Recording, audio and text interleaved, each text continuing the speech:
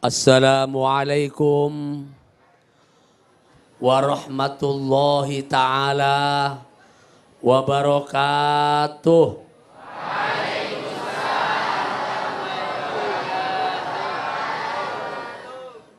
Jawabnya kayak belum sarapan aja. Sekali lagi yang semangat, yang keras, supaya Majelis Damai Indonesiaku ini lebih banyak mendapatkan rahmat, kasih sayang, barokah dan kebaikan dari Allah Subhanahu wa Ta'ala. Jangan terlalu tegang ya, biasa-biasa aja kayak nggak pernah masuk TV aja. Assalamualaikum warahmatullahi ta'ala wabarakatuh.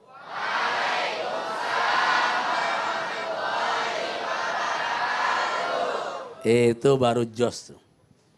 Itu suara Darussalam. Bismillahirrahmanirrahim. Wassalatu wassalamu ala man la nabiyya ba'dah.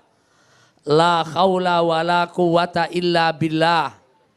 Al-qail a'udzu billahi minasyaitonir rajim.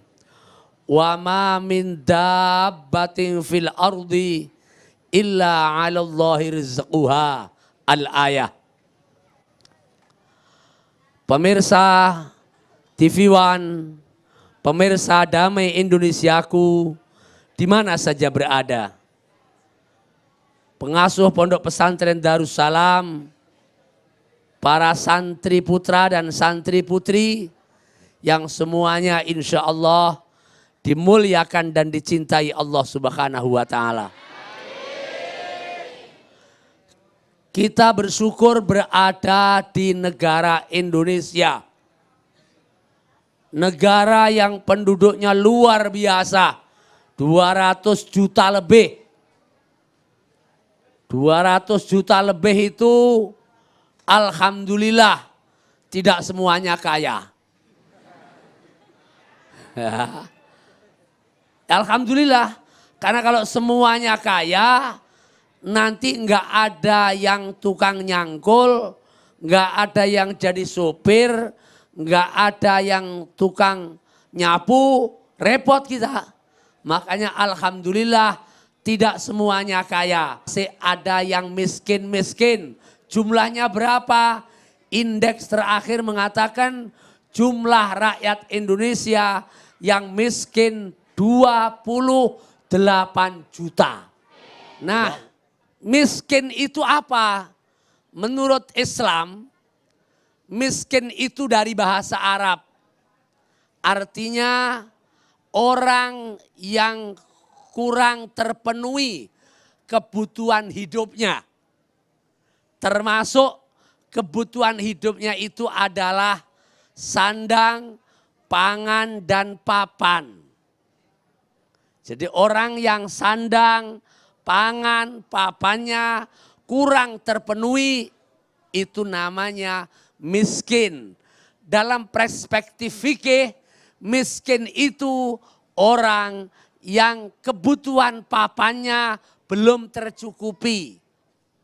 Mestinya rumahnya itu 1000 meter, kok cuma 10 meter. Akhirnya RSS. Rumah sangat sempit. Ada fakir. Fakir itu, fakir itu bahasa Arab juga. Artinya apa? Orang yang tulang punggungnya patah. Mengapa? Karena jadi tukang panggul. Ya, karena bekerja yang terlalu berat sampai tulang punggungnya patah. Jadi orang yang sangat miskin, orang yang miskin di Indonesia ini 28 juta manusia. Sak negara sendiri itu. Brunei Darussalam cuma berapa orangnya? 28 juta, bayangkan coba. Dan mayoritas bangsa Indonesia ini umat Islam. Umat Islam. Mengapa kemudian kita tidak berusaha untuk yang 28 juta ini supaya menjadi bagian program penting untuk diperdayakan? Dan Al-Quran telah memberikan pandangan-pandangannya. Minimal ada 3 tahapan kata Al-Quran. Yang pertama, perlu penyelesaian lewat kesadaran pribadi orang-orang muslim yang mayoritas di Indonesia ini, bahwa Allah telah menganugerahkan begitu banyak rezeki kepada kita. Allah anugerahkan otak kepada kita, Allah anugerahkan tangan kepada kita, Allah berikan kaki kepada kita, Allah berikan tanah kepada kita, Allah berikan udara yang enak kepada kita, binatang-binatang kepada kita semuanya. Subhanallah. Luar biasa. Kalau Anda pergi ke luar negeri, Anda baru akan bisa mengatakan ternyata Indonesia adalah the best. Indonesia negeri yang terbaik. Tidak ada negeri yang sesubur seperti Indonesia. Tongkat dilempar jadi tanaman. Namanya singkong. Itu Indonesia, bayangkan coba. Allahu Akbar walillahil hamd. Mengapa kemudian kita tidak menggunakan otak kita? Wa ma min dabbatin fil ardi illa 'ala Allahi rizquha. Dan tidak adalah setiap binatang yang melata kecuali rizkinya ditanggung oleh Allah Subhanahu. Yang namanya binatang, dulu saya lihat jijik. Ada binatang kecil warnanya hitam, namanya undur-undur. Jalannya maju aja nggak bisa, mundur aja. Itu dulu nggak laku, sekarang dicari sama orang. Mengapa? Obat kencing manis katanya. Sekarang itu loh, yang namanya buah, itu bukan buahnya yang dimakan, kulitnya dimakan. Dasar geragas. Mengapa? Katanya obat. Itu artinya apa?